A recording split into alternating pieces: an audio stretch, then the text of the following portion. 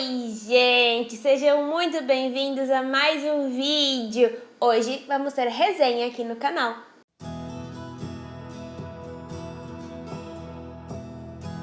Confesso que eu fiquei pensando se eu ia ou não resenhar o livro de hoje, porque eu já falei dele algumas vezes aqui no canal e eu não gosto que pareça repetitivo, que eu só falo de um livro ou que eu só tenho isso pra mostrar pra vocês, mas é uma leitura muito recente minha e eu gostei demais da história. Então eu acho que vale sim a pena eu trazer o livro aqui e resenhar ele direitinho, por mais que eu já tenha falado dele anteriormente. Eu vou deixar nos cards e aqui embaixo na descrição o link dos outros vídeos que eu falei desse livro. E eu espero mesmo que vocês gostem, porque esse é um livro que vale muito a pena ser lido.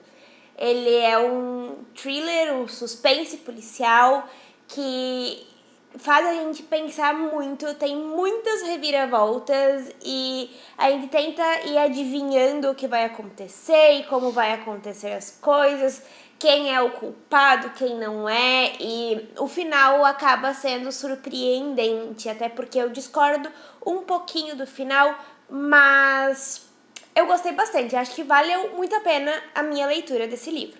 O Casal que Mora ao Lado é um livro, no mínimo, intrigante.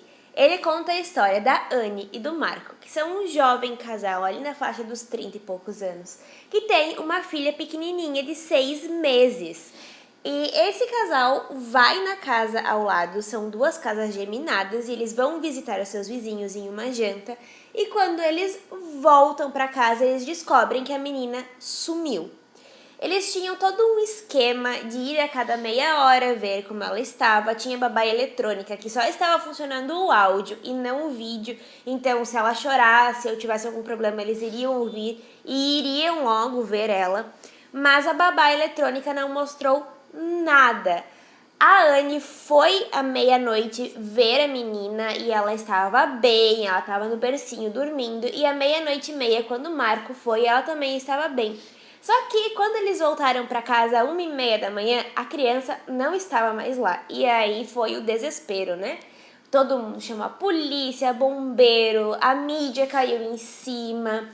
E eles estavam muito abalados, muito desesperados. E aí, quando chega o detetive, a história começa a ser narrada pelos 3 pontos de vista: da Anne, do Marco, que são os pais, e do detetive. É muito legal isso, porque a gente vai tendo pinceladas e dicas e pistas durante a leitura, que se fosse narrado apenas em um ponto de vista, a gente não conseguiria ter isso, ou demoraria muito mais pra gente juntar algumas peças. E isso é legal também, porque leva a gente a conclusões precipitadas sobre quem pode ter sido culpado, ou então quais seriam as motivações por trás desse sequestro.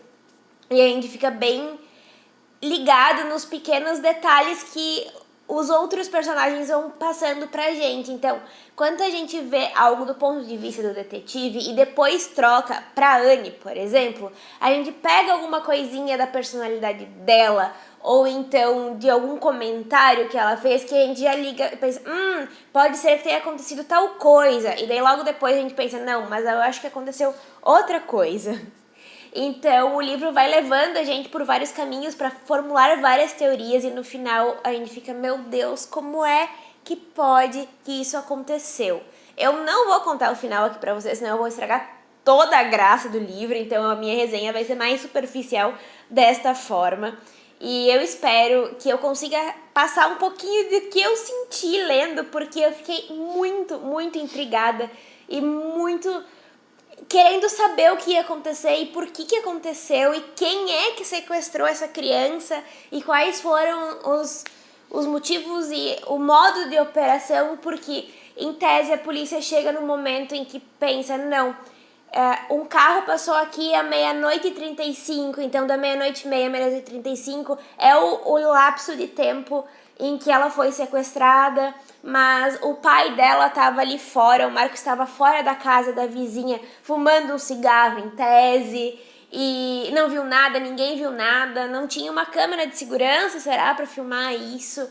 Então, vai afunilando, o detetive desconfia muito que o culpado é o Marco. Ao mesmo tempo, ele pensa que pode ter sido a Anne. E a mãe da Anne, ela desconfia muito da Anne, porque no passado a Anne teve um surto, ela só apagou, foi... Eu não sei exatamente qual que é o nome desse transtorno, mas ela estava ali, deu um gatilho nela, ela só apagou e começou a agir no modo automático. E ela quase assassinou uma colega de aula dela, batendo a cabeça dela na parede. E momentos depois ela voltou assim, ela não lembrava de nada do que ela tinha acontecido, não estava entendendo nada. E isso a polícia descobre no decorrer do livro e faz com que a mãe da Anne desconfie que ela tenha matado a própria filha e o Marco tenha sequestrado a menina, escondido o corpo da menina.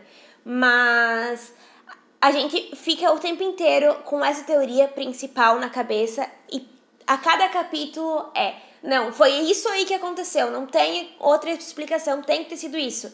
No próximo a gente tá, não pode ser isso, não foi isso não.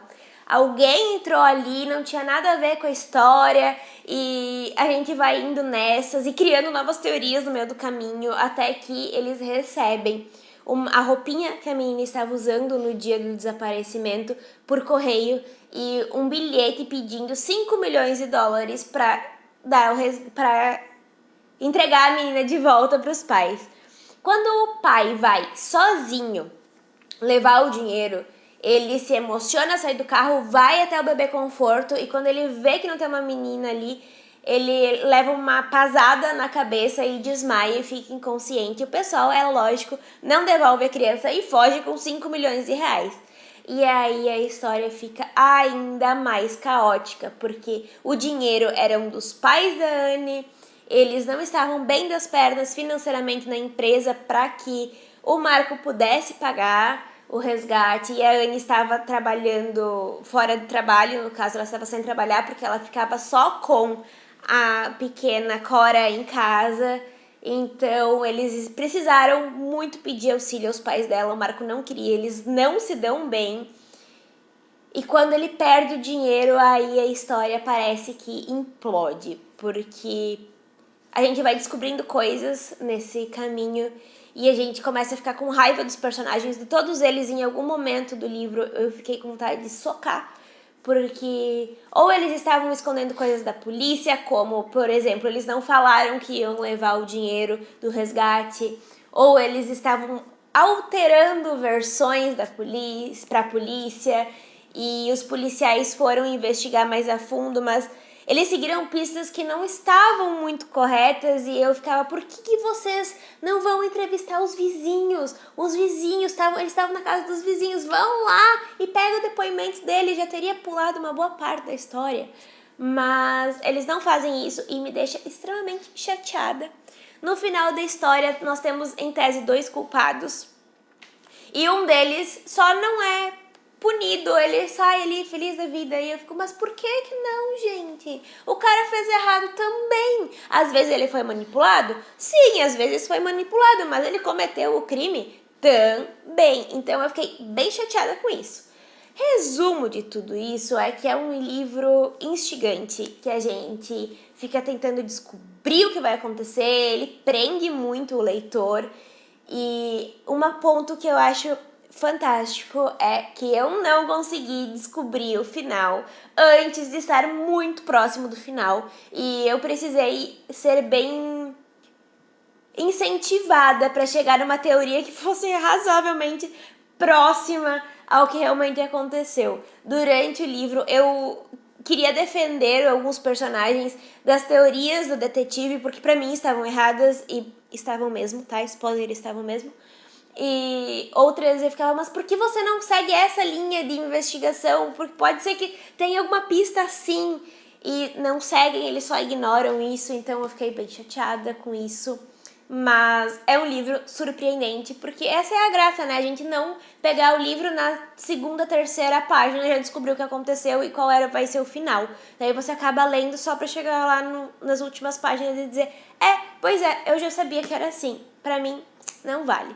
Esse livro é um favorito da vida já, eu dei 5 estrelas, favoritei, ganhou meu coração na estante, e como eu estou muito nessa fase de ler suspenses e thrillers, eu acho que casou direitinho, eu amei demais. Se você gostou desse vídeo, deixe seu joinha que me ajuda muito a divulgar o canal, a crescer aqui, a trazer mais conteúdos para vocês.